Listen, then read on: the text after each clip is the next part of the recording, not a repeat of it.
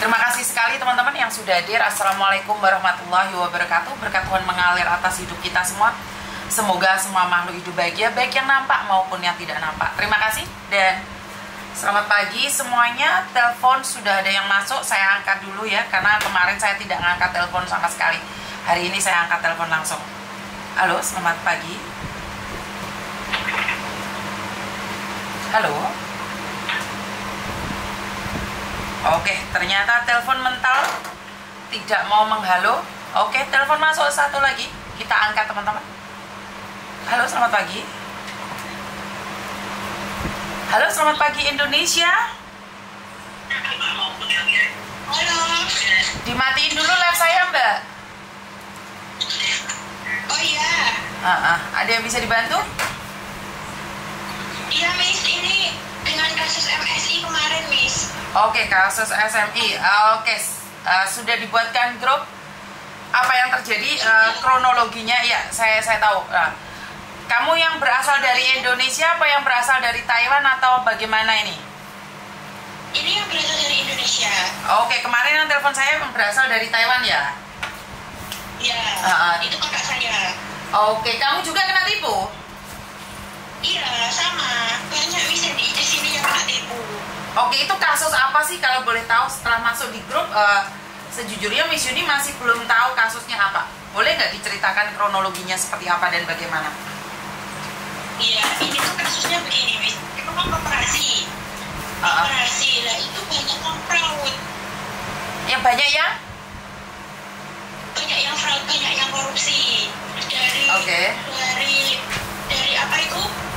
Karyawan, terus sama pengurus-pengurusnya itu banyak yang korupsi. Terus kasus ini tuh sampai ke bawah tuh udah 3 bulan dan saya juga sudah lapor polisi. Itu kan belum ditangani. Kenapa tidak ditangani?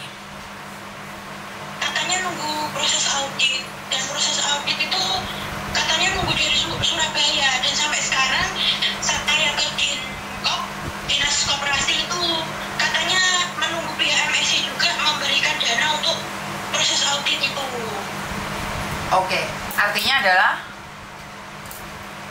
Ya sampai sekarang apa itu yang korupsi itu masih berkeliaran, nggak ditahan. Padahal kita sudah di BAP juga, ada yang sudah di BAP. Bagaimana kamu tahu kalau dia korupsi? Apakah ada buktinya? Ada. Buktinya apa? Dia waktu saya ke kantor itu pengurus itu ada, dan ditanya dia mengaku dia korupsi, catatannya juga ada. Oke, sudah mengakui korupsi, tapi tahu nggak ini kasusnya pidana atau perdata? Pidana, yang dilaporkan sekarang itu baru pidana, cuma sama polisi itu nggak ditahan. Mbak, karena nggak bisa kalau itu bukan pidana, masih perdata kan itu? Kan belum terbukti pidana kan ya? Kalau ya untuk laporan saya yang di Polres itu bersama teman-teman itu laporannya pidana, Miss. Pidana apa? Kalau perdata mungkin pidana itu korupsi. Pidana korupsi. Oke, soalnya saya masalah hukum nggak paham ya. Oke, setelah kalian ngumpul semua ini, sebenarnya saya lagi mempelajari. Cuman kan kemarin Miss Yuni masih ada acara keluarga, Miss Yuni tidak fokus ke kalian. Juga ada beberapa jenazah yang Miss Yuni juga fokus. Nah, kasih saya sedikit waktu, saya akan coba bertanya dengan Pak Martin Simanjuntak mungkin untuk mengevaluasi semuanya. Karena kan saya nggak paham nih tentang kayak gini. Karena aduan ini tidak seharusnya ke saya. Karena saya kan nggak paham masalah pidana, perdata, atau apapun itu saya nggak paham. Tapi saya akan mencari orang yang tahu tentang hal ini. Kasih saya sedikit kesempatan ya. Ya minta tolong saat ini untuk dibantu memviralkan atau gimana, soalnya ya biar cepat gitu loh, Miss. Apanya itu? Pergerakannya itu biar cepat, soalnya untuk saat ini yang korupsi itu ya sangat remeh aja. Oke, siap. Saya akan menginfokan ini pada orang-orang yang ada di atas apa yang harus dilakukan. Karena secara pribadi kan Miss Yuni nggak paham, benar nggak? Iya. Oke, jadi nanti saya minta sedikit waktunya untuk menginformasikan dulu ya. Ya, terima kasih ya, Miss. Oke, terima kasih. Oke, siap, terima kasih. Oke, kalian tahu kan, karena ini bukan di bidang saya juga nggak begitu paham tentang semua ini ya teman-teman ya. Bagaimanapun juga saya harus belajar apakah ini saya pantas untuk ikut campur atau tidak. Karena ingat, saya itu orangnya fokus pada satu keadaan. Kalau saya tidak paham dengan sesuatu, saya akan nyatakan itu tidak paham. Karena kasusnya ini adalah pidana atau perdata, saya juga nggak paham. Karena saya masih ingat banget di mana kata-kata orang tua saya, ayah saya khususnya, yang mengatakan bahwa jika kamu itu seorang ayam atau kamu seorang bebek, jangan ikut berkicau seperti burung, karena bukan kelasmu. Nah, ini sebenarnya tahu diri. Tahu diri sendiri itu bukan burung, nggak usah ngoceh semerdu-merdunya seperti burung bernyanyi di pagi hari. Begitu juga dengan hal ini. Karena saya tidak paham banget, saya juga tidak tahu banget tentang permasalahan yang ada di Indonesia, tentang koperasi, tentang apapun itu saya nggak paham. Makanya saya akan bertanya kepada orang yang lebih berkompeten. Karena akhir-akhir ini ya, yang saya lihat banyak orang yang dia itu bukan siapa-siapa, tetapi karena dia punya panggung akhirnya mengangkat segala bidang. Jadi gak bisa, karena semua bidang itu bukan milik kita. Kadang kita harus belajar dari orang lain juga. Jangan merasa diri sendiri itu sudah tahu semuanya, sudah tahu segalanya. Enggak. Kalau saya nggak tahu, saya nggak berani ngomong. Benar nggak sih?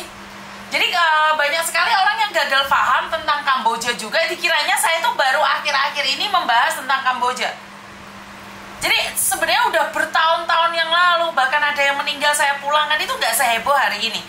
Karena di sini ini sekarang ini banyak generasi yang dulunya tidak pernah kenal saya, tiba-tiba ngomong, demi cuan.